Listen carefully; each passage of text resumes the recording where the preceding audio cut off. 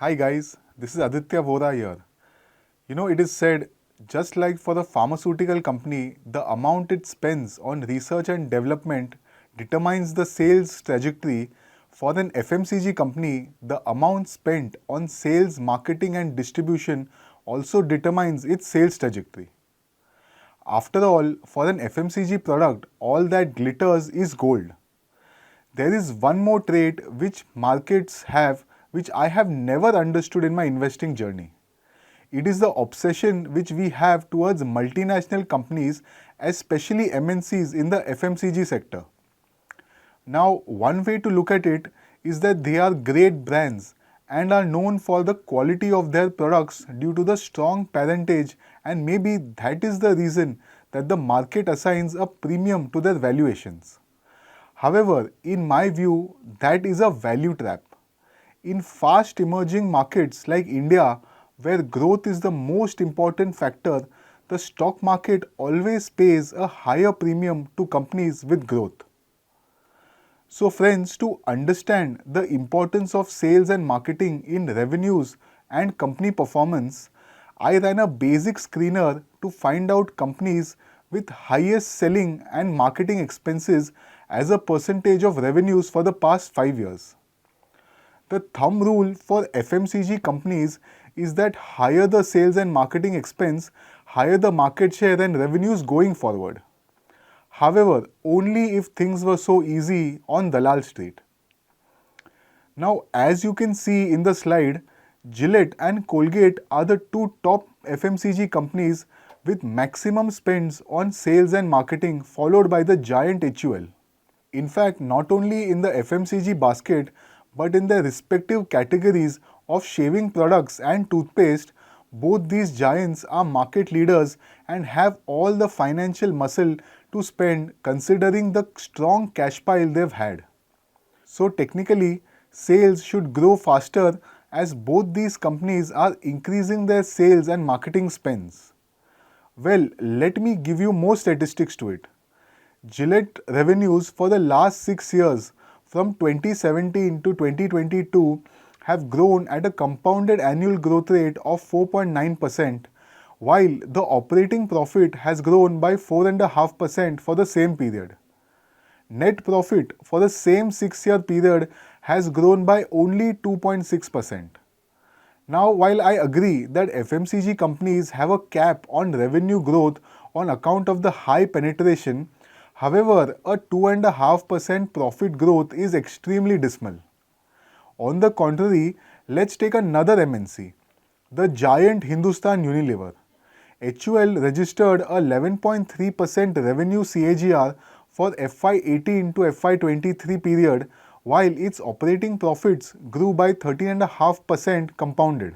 In fact, net profits grew at a faster pace of 14.2% CAGR for the above period.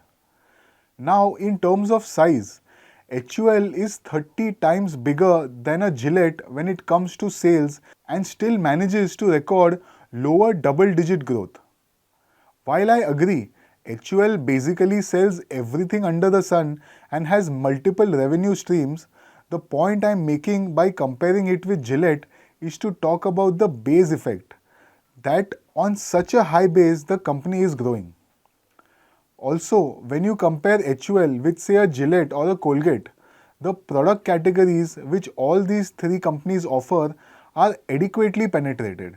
So the fact that HUL growing higher and Gillette or Colgate sales stagnating cannot be linked only to penetration. The issue here is that despite Gillette and Colgate spending a high proportion on advertising, sales have been muted for a long time. Over the past couple of years, there has been a lot written and argued over valuations and the whole concept of buying good quality companies at any price, or what is famously known as BAP, which is buy at any price. A lot of old-time investors who have made a fortune in all these MNCs companies have always been advocating the whole concept of MNC premium. Basically, what they are trying to say is that an MNC company, for reasons like say a corporate governance and strong parentage along with brand support, will always have valuation premium compared to their Indian counterpart. Well, in my opinion, this was true 20 years ago as domestic companies were small while a majority of them were plagued with corporate governance issues. In my opinion, the only time a company can get a premium multiple relative to its peers and industry is for consistent above average growth. The key words here are consistency and above average growth. To give you an example, the reason why a Shri Cement for a long period of time enjoyed a valuation multiple premium in a commodity industry like cement was cost arbitrage, which led to higher profit growth as compared to its peers. There should be no reason why companies like Gillette and Colgate enjoy an MNC premium. For a 2-3% profit growth, I don't think so. On a lighter note, there should be a growth stagnating discount given to such companies. Take Gillette for example. It ticks all the boxes for analysis. Market leader, in fact it is the only player in the organized sector. Highest ROC ROE, high cash reserves, steady dividend and a very strong brand. However, there is a problem. The question is, if Gillette has a pile of cash reserves and financial muscle, why are sales stagnating? Apart from small companies like Bombay Shaving Company and the Man Company, which are metro city dominated, backed by private equity players, there is actually a shift happening in the industry. The biggest competitor of Gillette is Philips with its range of electronic trimmers. In simple words, though it may not look apparent, but it is the advancement of technology.